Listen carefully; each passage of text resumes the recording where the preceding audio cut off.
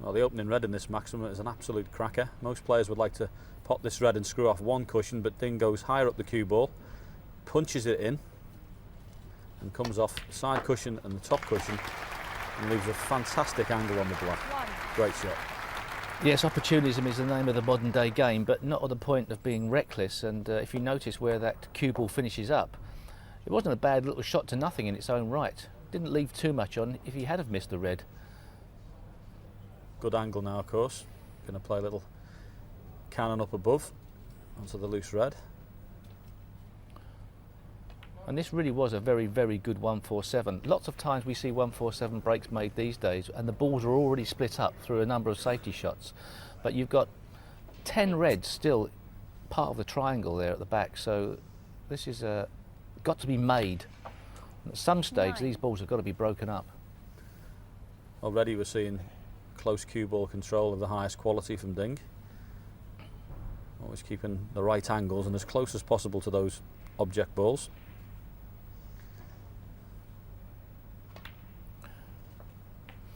And here comes the shot that changes the face of this particular frame. Ding was a bit unhappy with, he just fractionally underhit that white in potting the black. And now he's got to run into the reds. And this is the shot really where it all goes right for him. He's got to power through these reds, lots of topspin. He didn't bash at it. 17. And obviously in the commentary box they were saying, well, he's left it a bit short, but he was worried about the ball going to the side cushion. So fantastic the amount of topspin and how it threaded its way through those balls, John. Yeah, this is a pretty good shot as well. I mean, you know, bridging over, of course. This could obviously have gone all wrong. Yeah, I mean, this is not a shot that you'd be in a hurry to play using the spider. You can easily knock the cue ball offline using this implement. And of course he was feeling pretty good about his game anyway. 4-2 in front. It does help a little bit if you're in front. Still a very good shot, that though. Very good. And a lot of players wouldn't be happy having to play that one. Still some work to be done with the reds. As you see, they're crowded. They're in the way of each other, blocking each other's paths to the pocket. So accurate position required from red to black. 24. Not just a case of getting on the black anywhere.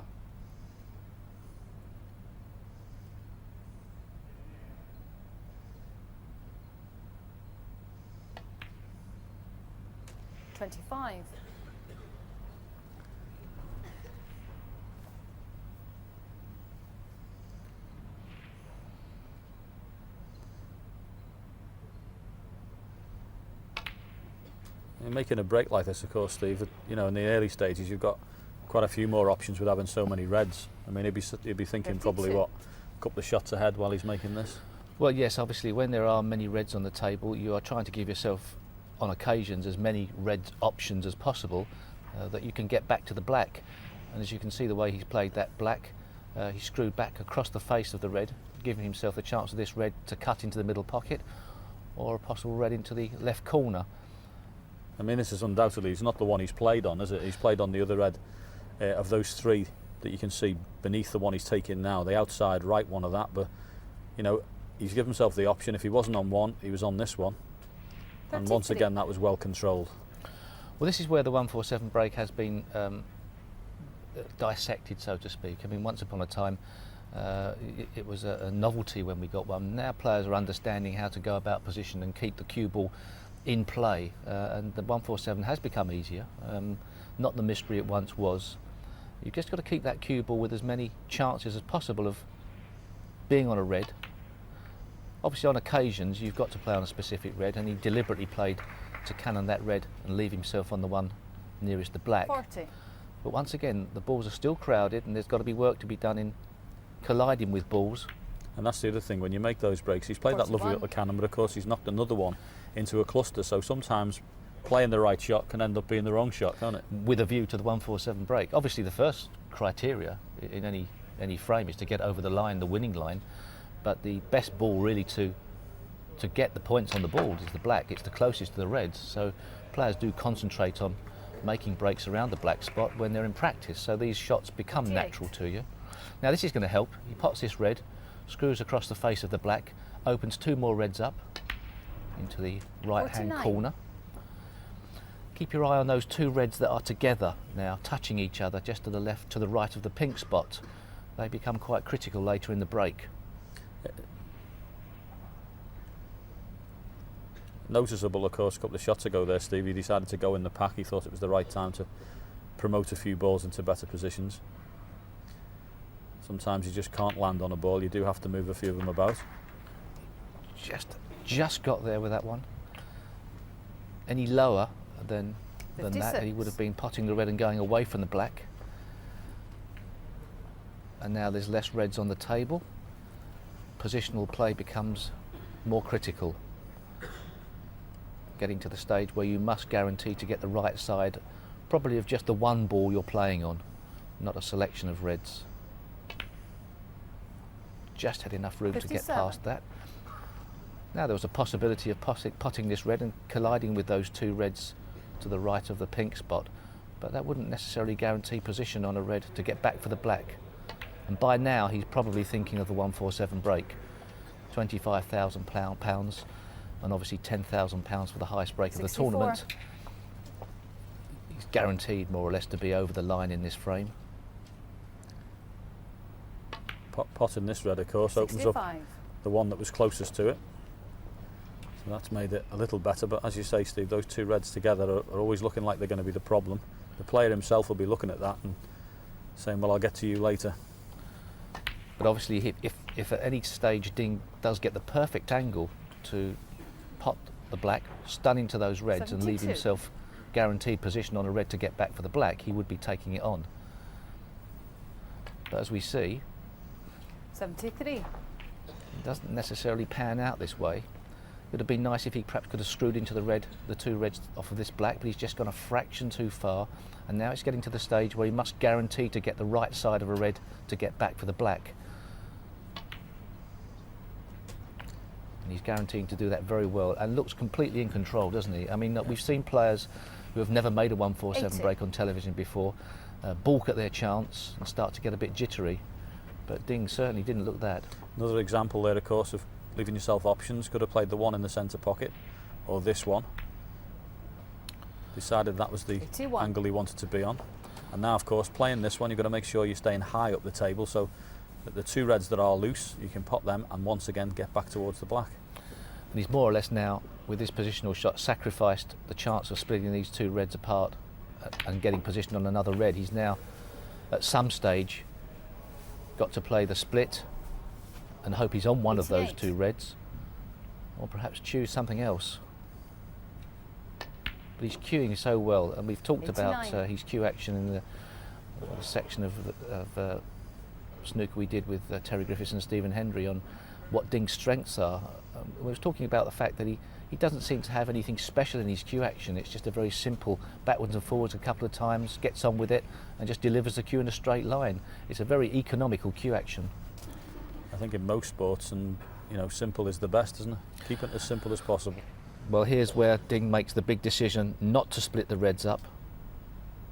This is a little bit tricky actually, because he does have to think about this one. He could have been forgiven for trying to cannon into these two reds, but he decided to play what would turn out to be the much better option, as long as you're potting well and can play under pressure when you want to make a 147 break on TV and pick up a few quid to take back to China. 96. He's come superbly on this as well. Gives himself the chance to pot the red, screw back off the top cushion. Not just a soft screw back, hit it firm.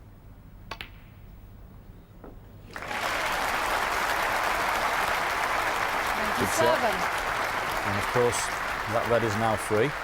And once again, what positional shot can I play here to leave myself at least guaranteed on one, if not two? So, having a look around the table, see where he wants to finish. And of course now, the nerves and the butterflies will certainly be increasing because he knows this is a fantastic chance.